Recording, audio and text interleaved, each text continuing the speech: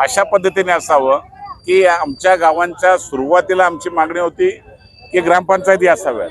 ग्रामपंचायतीनंतर आता लोकसंख्या वाढली, आता आमची मागणी एकच आहे की या गावांची स्वतंत्र नगरपालिका करावी आणि त्याला न्याय खऱ्या अर्थाने या 27 गावांना द्यावा, ही राज्य सरकारकडे मागणी आहे। राज्याच्या मुख्यमंत्र्यांना मी आज सकाळीच पत्र दिलंय आणि त्याच्यावर लवकरात लवकर बैठक लावावी अशा प्रकारची विनंती संघर्ष समितीच्या वतीने, माझ्या वतीने, आमचे खासदार बाळामा म्हात्रे हे स्वतः त्याच्यामध्ये उतरलेले आहेत आणि त्यामुळे नक्कीच लवकर मुख्यमंत्री बैठक लावून नागरिकांना काय आव्हान करतात, काय सूचना करतात आणि कशा पद्धतीने यातून मार्ग काढतात, कोणत्याही परिस्थितीमध्ये नगरपालिका झाली पाहिजे, हीच भूमिका संघर्ष समितीची आणि आमचा त्याला पाठिंबा आहे। तुम्ही मुरबाडच्या दिशेला गेलेत, लोकसभा इकडची विधानसभा इकडची असती तर हे समस्या आली नसती। 100% खात्रीने सांगतो, माझी दृष्टी ही नेहमी विकासाकडे असते आणि या गावांची नाळ मला पूर्ण माहिती आहे।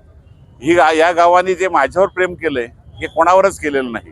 मी आजही ठामपणे सांगतो का खूप चांगली गावं आहेत, मनापासून विकासाला मला साथ दिली होती आणि 5 वर्षामध्ये मला एवढा आनंद मिळत होता की या गावातून जाऊच नाही असं मला स्वतःला वाटत होतं। विधानसभेची रचना झाली, लोकसभेची रचना झाली आणि मला नाईलाज हा मतदारसंघ सोडावा लागला।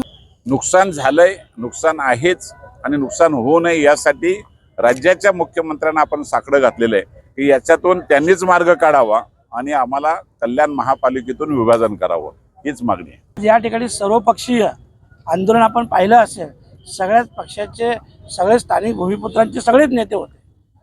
त्याच्यामुळं या संघर्षाला यश मिळेल असं आम्हाला पूर्ण खात्री आहे। आजच सकाळी माननीय किसन कथोरे साहेबांनी मुख्यमंत्री महोदयांशी बोललं, मागे आम्ही देखील भेटलो होतो आणि ते पॉझिटिव्ह देखील होते। आता एवढीच विनंती असेल की लवकरात लवकर या विषयाची मीटिंग लावून लवकरात लवकर निर्णय घ्यावा। नगरपालिकेत बघा आता ते भूमिका काय असणार? नाही, निर्णय लागेपर्यंत आमची भूमिका ठाम आहे। आमचं आंदोलनाचं पवित्र कायम असेल जोपर्यंत निर्णय लागत नाही आणि म्हणून येत्या पुढच्या आठवड्यात शक्यतो मुख्यमंत्री महोदयांची मीटिंग होईल आणि त्याच्यातून काय मार्ग निघतो आपण बघूया।